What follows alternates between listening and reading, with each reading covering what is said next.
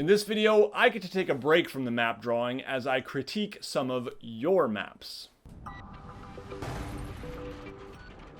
Hi everybody, my name is Nate and you are watching WASD20, a channel about tabletop RPGs and fantasy maps. If that sounds like something you're into, I would love to have you subscribe, and you can hit that little bell button down there to get notified when I post new videos. Now, all the maps you're about to see here were submitted over on the WASD20 Discord server under the Nate Critiques channel. So check out a link to the server down in the video description, or I'll put one across the screen here, and you can go submit your own maps for possible inclusion in a future video like this. Understand that there are tons and tons of maps submitted, so I can only select a very small handful. So if you want some more prompt feedback on your map, make sure you also submit it over on the Maps channel, where there's just a lot of great community feedback and discussion going on. And we run mapping contests once every few months over on the Discord server, so stay tuned for more news on those. In fact, at the end of this video, I am going to show off the maps from the 3 finalists from the last contest that wrapped up a few weeks ago. One more thing before we get to the maps, I want to thank my sponsor for this video, World Anvil. An amazing set of world building tools that will launch you into creating more and staying more organized. If you already have a map, you can upload it there, you can add tags to make it interactive, you can link locations to articles, or even link to other maps. It's good for you as a world builder in terms of staying organized and getting inspiration from article types and other prompts, but it's also good for sharing with your players or a wider audience.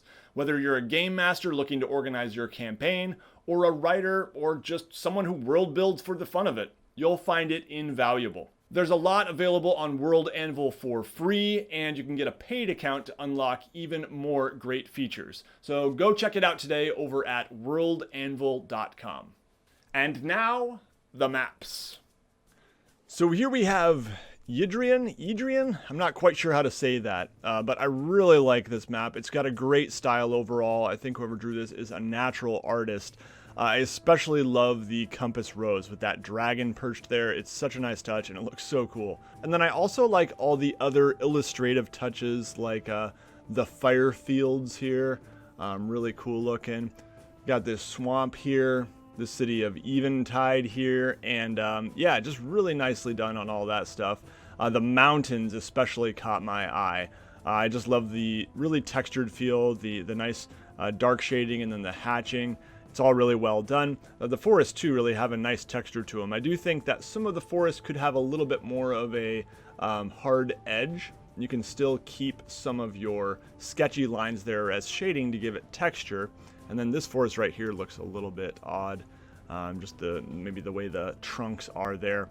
One thing that just caught my eye right now is it seems like you have really nice handwriting, but there's such a wide variety of handwritten styles on this map, and I would prefer to see a little bit more of a unified style, whatever that is. There are also some really good names for the places on this map, and I prefer to see an actual name for this right here other than the archipelago.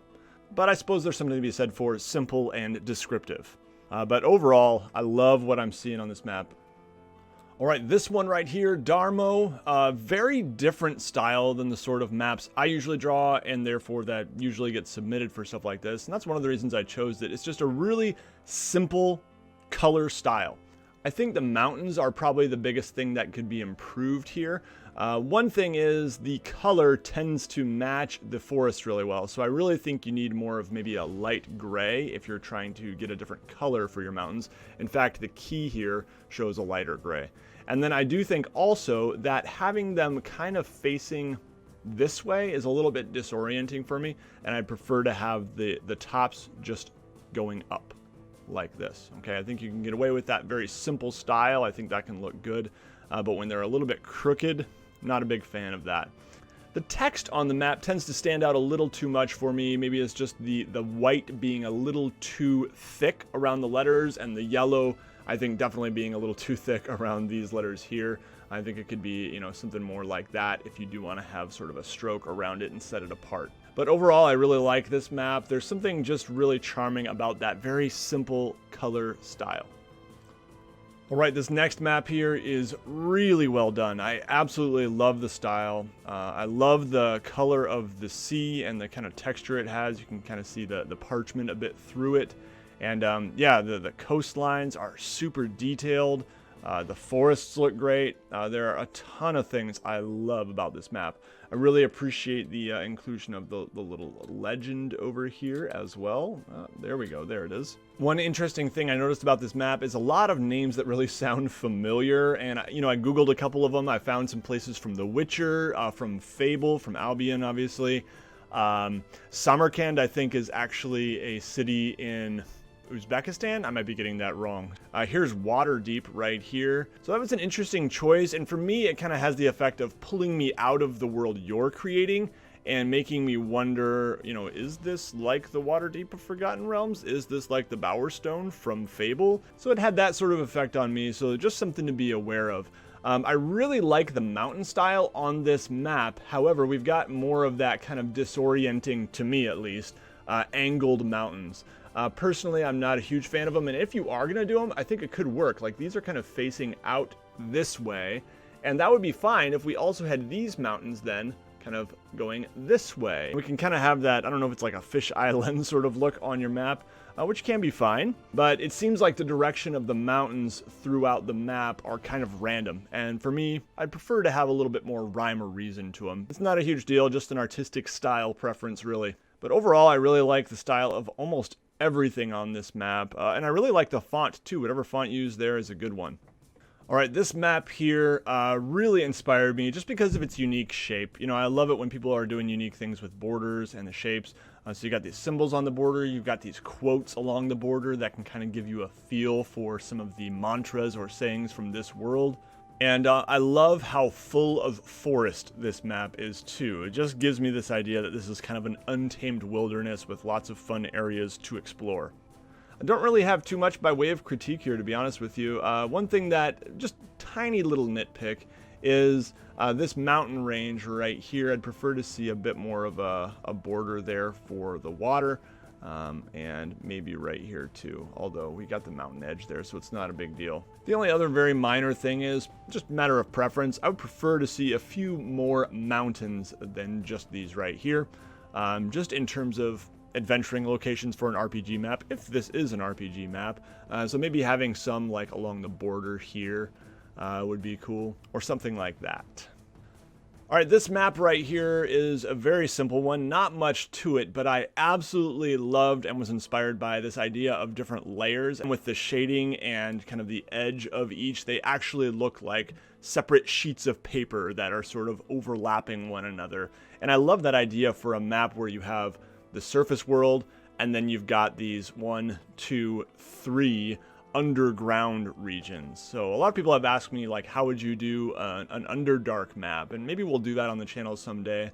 And anyway, this is one that I'm going to save in the file just as something that's inspirational in terms of ideas how to do different layers below ground. Again, this dark edge on these right here, and then the hatching for the shading below each one really is making them kind of pop out of the paper at us, and I love it.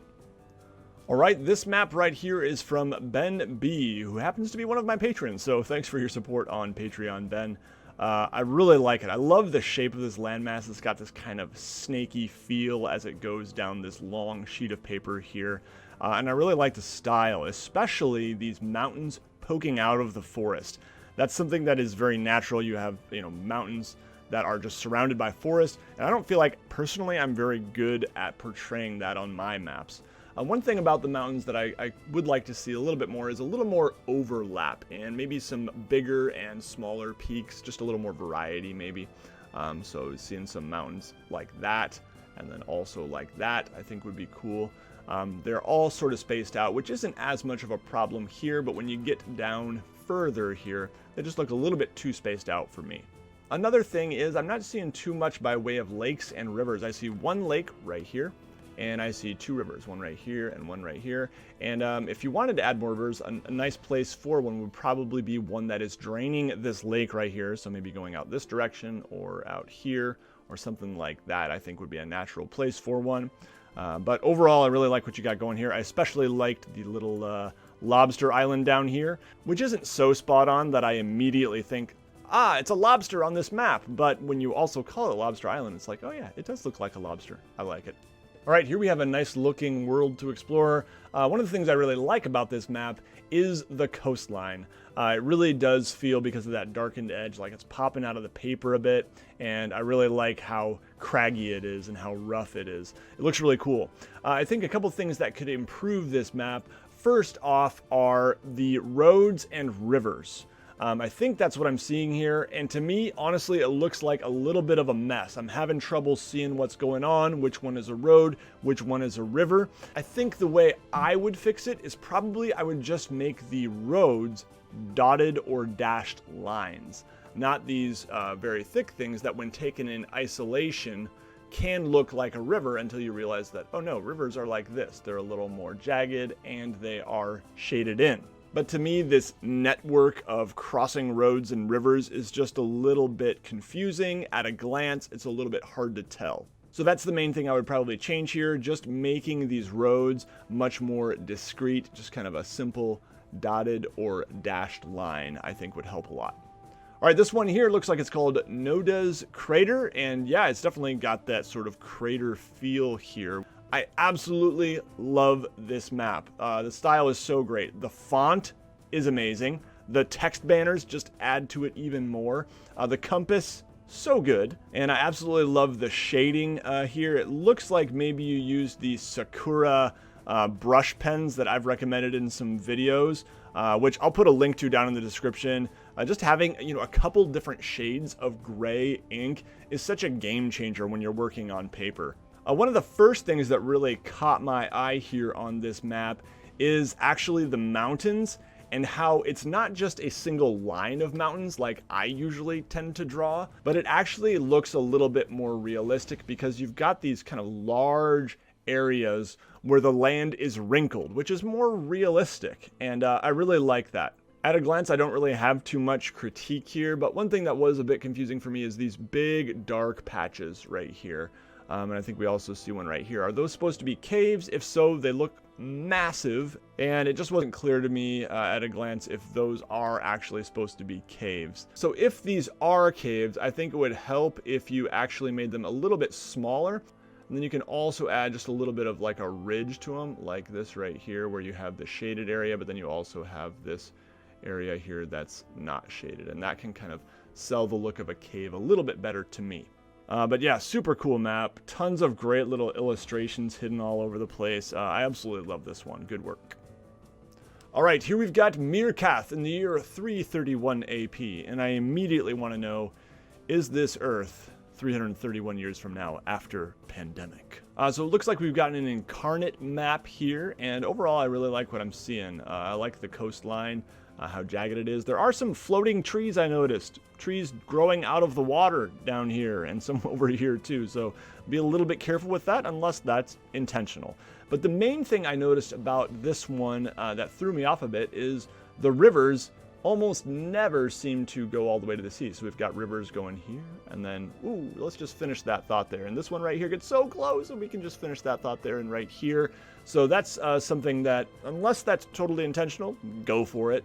But usually you're going to see those rivers draining from a high area out to sea, sometimes taking a fairly wandering path. And then we've got these rivers right here, which are a little bit unclear to me what's going on. We've got these all draining from mountains, from high ground, and I'm just not sure what they're draining to. It seems like there would be a lake here. There is maybe a small lake there, but then does that lake eventually drain out to sea? Not every lake needs that, but anyway, food for thought on that. Then we've also got some up here that seem to be going from high ground to high ground, mountain range to mountain range. And again, it kind of makes sense that it would go from a mountain range, find the low ground, and then exit out to sea, perhaps. Anyway, I talked a lot about rivers in the last Nate Critiques video, which I will put a link to up at the top if you're interested in hearing more of my thoughts on that. All right, for our last one here, I actually chose a town map. Don't get too many of these because most of the videos I make are about drawing world or region maps, but I always appreciate a good town map, and this one is amazing. This border here is incredible. I'm assuming it's probably like a prefabricated border that you imported here, but if you made this thing, just wow. But everything on the map is incredibly detailed. Now, Al the architect also mentioned that this is an actual map of his hometown in France. So he sent me a Google Earth link, and let's just show that here too, because this is pretty cool. So here is the Google Earth image, and then here we have the map. So yeah, really, really cool. I love those kind of real world locations, and maybe making them historical or making them fantastical can be a lot of fun to do. That's something that I hope to try in a video eventually, maybe making a fantasy map version of Michigan or of my city or of my home state of Washington where I grew up, something like that. I think would be a lot of fun. And there are definitely a lot of artists out there who specialize in that sort of thing too, which is pretty cool. So this map is incredible. I don't feel like I could ever do anything this good. But one thing I will offer as a point of critique is I had a little bit of a hard time telling what is this terrain supposed to be. So when I zoom in here, I can kind of see, I think those are rocks, and it's kind of just like underbrush sort of thing, like not fields, not forests, but just sort of a rocky, grassy field or something like that. So anyway, excellent map. Keep up the good work. I would love to see more from you. Lastly, before we go, I just want to give a quick look at the 3 finalists in the latest mapping contest, as promised. Now, the contest was to draw a map of a layer or 2 or more of the Abyss, which is, of course, you know, something from mythology, but also a big part of D&D. So this first map I'm showing off here is stunning. I would say hardly a map, more of an illustration, but really, really cool. This one's by Dimension Door. Clearly a gifted artist, and the colors, man, oh, so good. The next one we'll be taking a look at here is by Woo1, and yeah, this one is all done in India ink, and wow, a little graphic there, but really cool. Very well done. And the last one here, and the winner of the Abyss map contest, is this map right here, the Ribbon of Ambriel. This one's by Rat Haven, and if we zoom in, you will see the immense detail here. This was done on a huge piece of paper, and yeah, really, really cool. A lot of amazing stuff here, and a lot of text. If you want to read all this, as well as some of the text submitted with the other maps, there's lots of cool lore there, and you can check them out over on the Discord server. So congratulations to Radhaven, and I would expect the next mapping contest around late September or early October. All right, that's all for this one, everybody. Before we go, I do want to thank the WASD20 patrons. These amazing people support the channel on a monthly basis and really help make these videos happen. So thanks so much to them. They also get some pretty cool rewards, things like weekly live map drawing streams with me. So if you're interested in also supporting my work, you can get access to that stuff over at patreon.com/WASD20. All right, that's all for this one, everybody. Thanks so much for joining me. Everyone, take care. You'll see me again very soon.